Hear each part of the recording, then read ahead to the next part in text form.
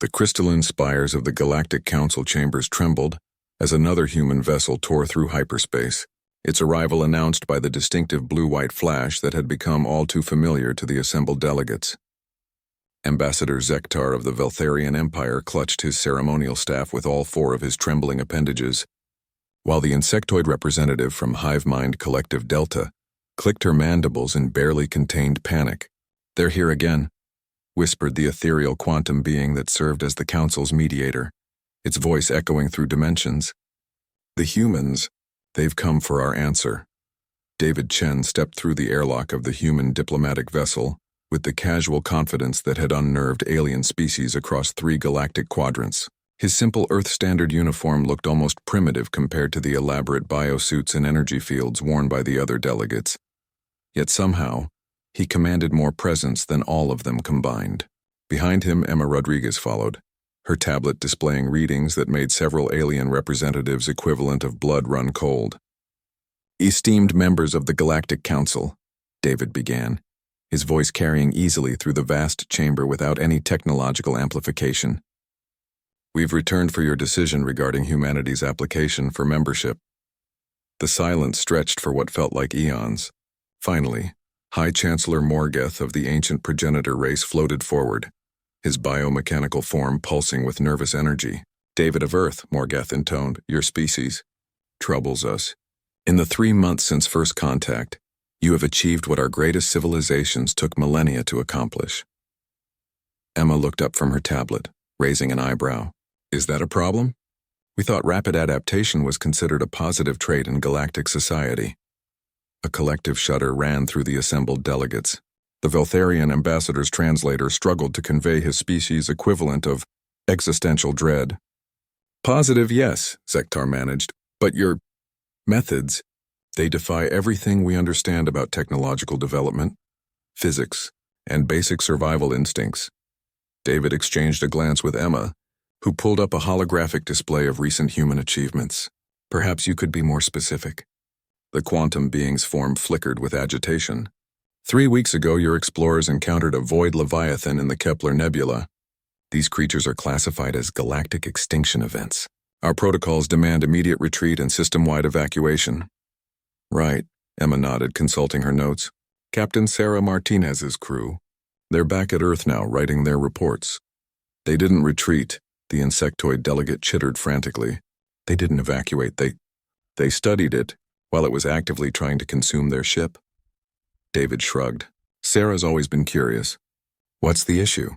High Chancellor Morgeth's biomechanical form began cycling through colors that indicated severe psychological distress among his species. "The issue, human, is that they then proceeded to successfully communicate with a creature that exists partially outside our dimensional framework. They established trade relations with a cosmic horror. Turns out the Leviathans were just lonely," Emma added helpfully. "They've been trying to make friends for eons, but everyone keeps running away. We're setting up a cultural exchange program." The temperature in the chamber seemed to drop several degrees. Ambassador Zektar began what appeared to be a prayer in his native tongue. That's not the only incident," Morgeth continued weakly. "Your species discovered our impossible ruins on Kepler 442b. Ruins that drove 3 separate archaeological expeditions to madness with their non-Euclidean geometry." "Oh, the maze planet," David nodded. "Dr. Jennifer Walsh figured that out on day 2.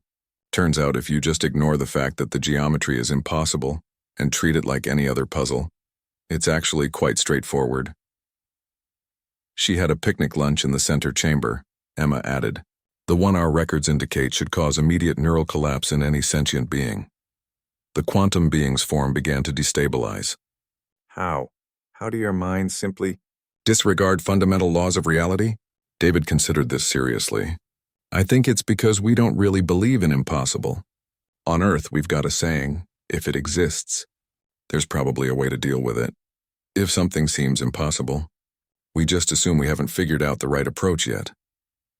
The Hivemind Collective's delegate spoke for the first time, her voice carrying the weight of 1,000,000,000,000 interconnected thoughts.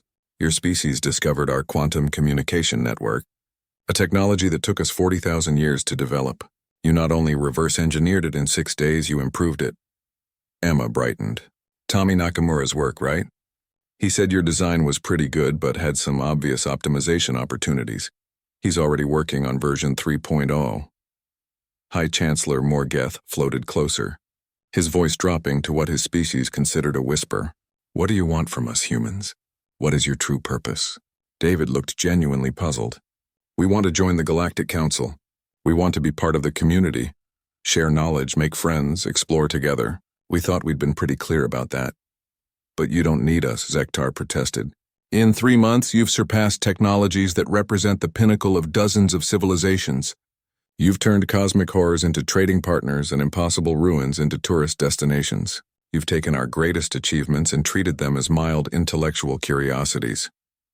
That doesn't mean we don't want to be friends, Emma said gently. Just because we can figure things out quickly doesn't mean we don't value working together.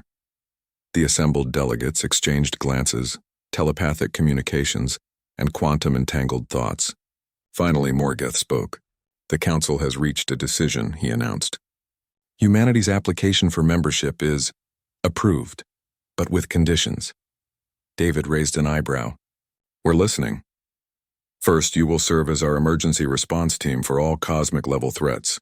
Second, you will share your approach to impossible problems. And third, Morgeth's form flickered with what might have been hope. You will teach us how to make friends with cosmic horrors. Emma grinned. Deal.